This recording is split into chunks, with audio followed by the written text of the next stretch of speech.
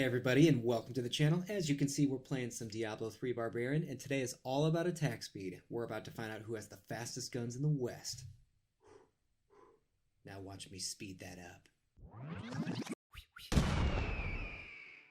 I don't intend on making the video very long, however there is a lot of information. The video layout itself is going to be pretty basic and it goes like this. To kick things off, we have 10 level 115 greater rifts to go, but don't worry, I am going to clip, cut, and downsize the videos. This is about discovery.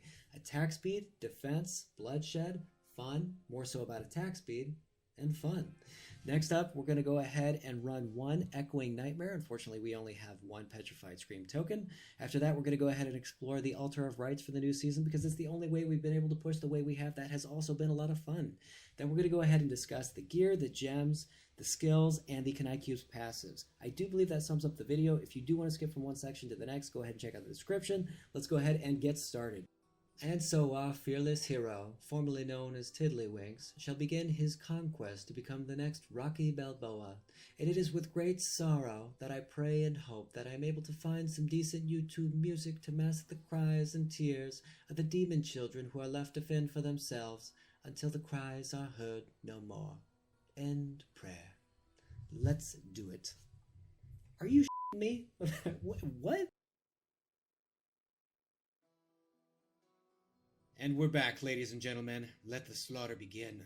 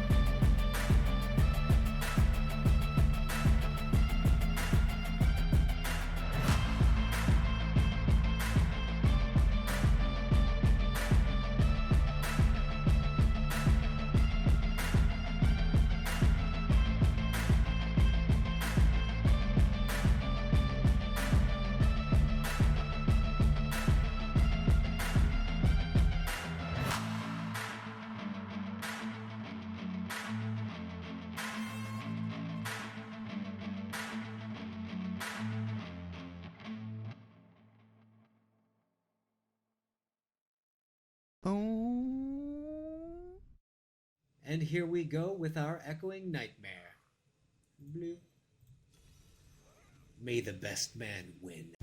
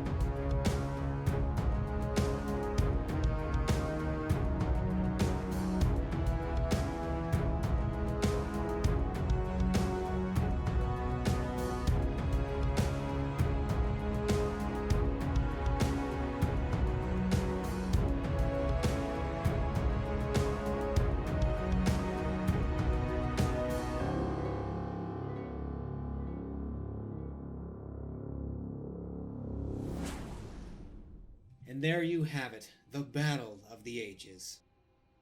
Please give me a primal, maybe 2.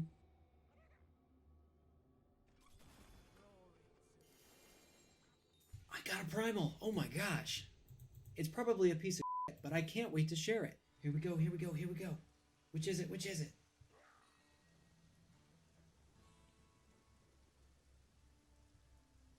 This is why I want to quit the game. Sometimes. Like I said, it still has a lot of fun elements, but damn.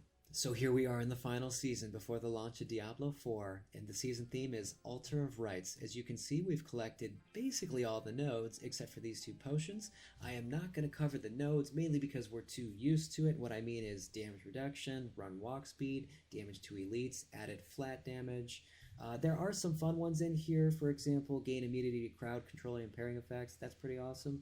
But for the most part, we are used to what the nodes already do every time we look at a piece of gear. However, I would like to elaborate on the potion I elected to go with first on the far right. When you drink your health potion, gain a random shrine or dimensional power pylon effect. The reason I decided to go this way is because the mechanics of the game is to stay on the go. So being that we're always on the go, this was perfect because you're never going to get a bad shrine or pylon effect. The other 2 fell behind. Looking closer at the blue potion, when you drink the health potion, all enemies within 25 yards deal 25% less damage. So we have some missing information here. Is if I'm in a group with a friend and I have the yellow potion and they have the blue, do I also get 25% damage reduction? And then what's the duration of the potion? Because if it wears off in 10 seconds, I'm not going to care. Now when it comes to the red potion, when you drink your health potion, you manifest one of 3 runic circles. 1, grant increased damage, which is what we all want, but it's stationary, right? It doesn't go with you. 2, increased cooldown reduction, and that's cool depending on the build. And 3, we have increased resource cost reduction. Well, we simply don't need that for this build and playstyle, so with that said, once again, we decided to go with the Father Potion. Before we're able to get down to the bottom, let's go ahead and talk about the gear. Honestly, in consideration of the game's simplicity and knowing that advancement is heavily reliant upon set progression, there's a good chance that you and I are already wearing the same stuff. But in the event that we're not, let's go ahead and take a closer look. Here we have 5 pieces of the Savage set. The gloves, the shoulders, the helmet, the chest plate, and the boots.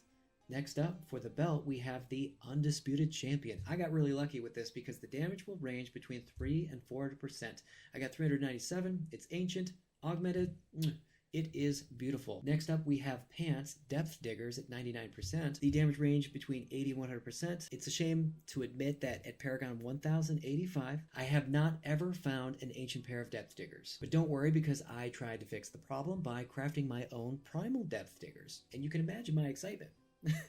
So I went ahead and tried to equip it immediately, and then I was greeted with, you cannot equip more than one of this item. And so I was perplexed, right? I was livid, really frustrated, borderline wanted to quit for 3 reasons. And I don't want to go on a rant or a tangent, but I do want to list the 3 reasons. 1, if you have a primal, it's going to be a weapon. No matter who you are, no matter what you play, it's going to be a weapon because that's progression. 2 is this is a loop grind kind of game, right? Diablo has always been this way. You fight monsters, collect loot, you upgrade, you grade a rift push, you may or may not play with friends, you may or may not casually jump into an echoing nightmare from the Petrified Scream tokens. And again, it's all about optimization and being the best of the best.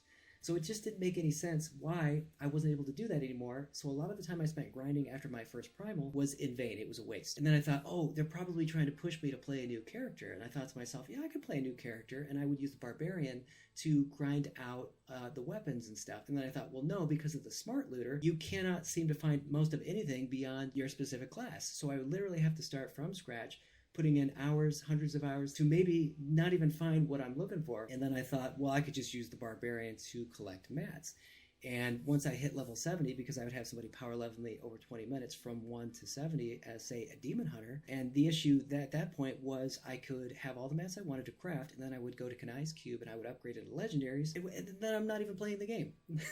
So not to get on a crazy tangent, but I was really frustrated. We are going to go ahead and move on. Thank you. I apologize. And for the rest, we have Ancient Parthan Defenders. And just like the name states, they are indeed ancient with a perfect 12% damage reduction. The range is between 9 and 12, and even though it's small, later in the game when the numbers are this high, each percent is actually rather significant. As for the jewelry, I decided to go with the Endless Walk set. So let's begin on the right with the Band of Might ring, and as you can see, we were lucky enough to land a perfect 80% damage reduction. Now it does range between 60 and 80%, so I was ecstatic. Let's go ahead and check out the other ring, which is also not too bad, and it does revolve around a attack speed. Yes. Let's go ahead and check out the Amulet, which is the Traveler's Pledge. I'm also going to throw this out there because I feel like you guys can relate.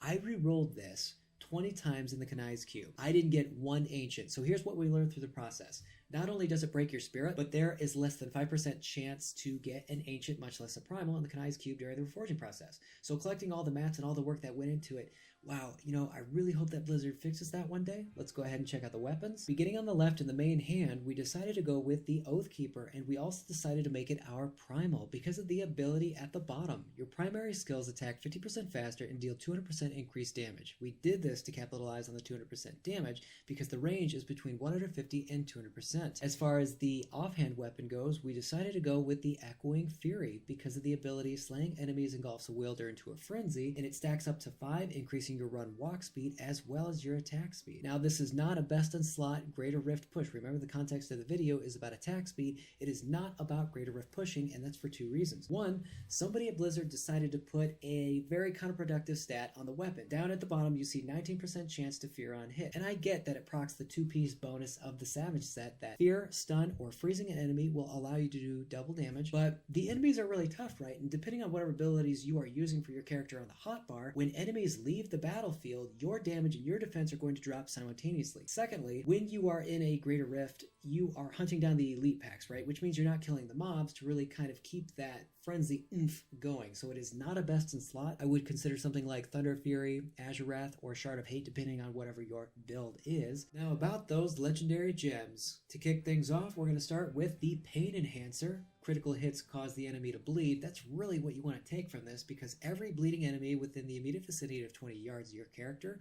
is going to increase your attack speed an additional 3%, and that could get wild. As far as the second legendary gem, we decided to go with Simplicity's Strength for 2 reasons. Primary damage output and healing your character 4% of your total maximum life. Now, for the third legendary gem, we decided to go with Gogok of Swiftness. I'm going to read it, and then I'm going to sum it up for you. Gain swiftness with every attack, increasing your attack speed by 1% and dodge by 1.69% for 4 seconds. The effect stacks up to 15 times. Additionally, gain 1% cooldown reduction per stack of swiftness. So really what this is saying is that as long as you make contact with the enemy, and we will always have 15% increased attack speed, over 15% increased dodge chance, and an additional 15% cooldown reduction. So these 3 legendary gems together make us a beast. So this also goes without saying that if you wanted to Greater Rift push with the build, you can go ahead and swap in the Bane of the Stricken with the Pain Enhancer. Now that we covered the legendary gems, let's go ahead and talk about the skills. So as far as the skills go, beginning with the left click, we have Frenzy with the Smite rune. We have the Smite rune so that we can stun the enemy, because the goal of the build is to immobilize the target in order to activate the 2-piece bonus that when an enemy is stunned, we deal double damage. The next skill we have is Ground Stomp with the Wrenching Smash rune. So every time we stomp and stun the enemy,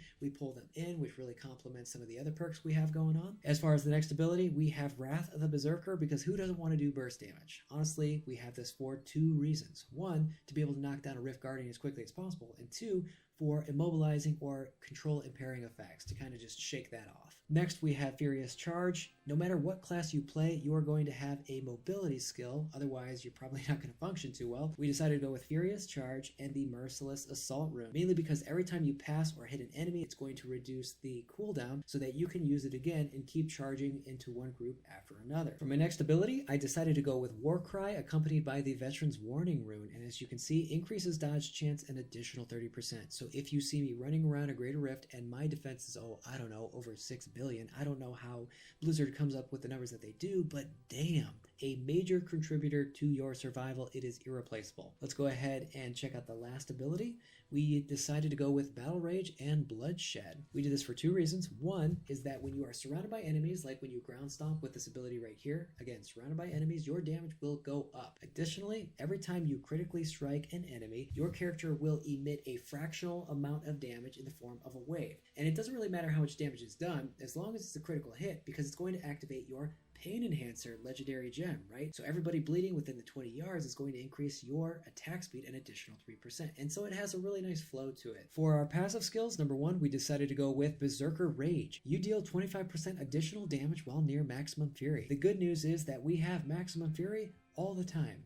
The second slot, we decided to go with Rampage. We did so because every time you kill an enemy, you get 1% strength. Be mindful it's 1% strength, not 1% damage, and it caps out at 25% on the contingency that you're able to kill monsters consistently in less than 8 seconds. For the third slot, we decided to go with Unforgiving, not so much because we needed it, but it is a safety that as long as we have over 90% Fury, we have an additional 50% damage reduction in accordance with the Kanai's Cube armor ability. We'll go ahead and talk about that right after this. And for the last passive, we decided to go with Ruthless, which is you deal 40% additional damage to enemies below 30% health, because who doesn't want to do more damage? So about the 3 passives when it comes to the Kanai's Cube, we have 1 weapon, 1 armor, and 1 piece of jewelry. For the weapon, we decided to go with Bastion's Revered. I don't know why they decided to walk away from the traditional norm of dual wielding like in Diablo 2. It might be worth checking out because I did find an ancient and I go ahead and sock it and give it a shot. I haven't done it yet, but the ability is Frenzy now stacks up to 10 times and hits an additional time per stack. Each additional hit will chain 2 enemies within 15 yards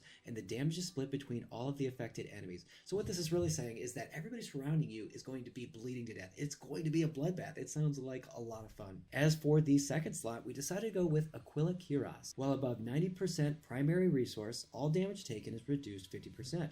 Like I said, towards the end game, each percent matters. 50% is substantial in regards to your survival, which is why we decided to allocate Unforgiving as one of the passive skills so that we always have maximum fury and always have 50% damage reduction. As far as the jewelry slot goes, we decided to go with the Ring of Royal Grandeur. I do believe that concludes the video. Thank you so much for watching, and I will catch you in the next one. Peace.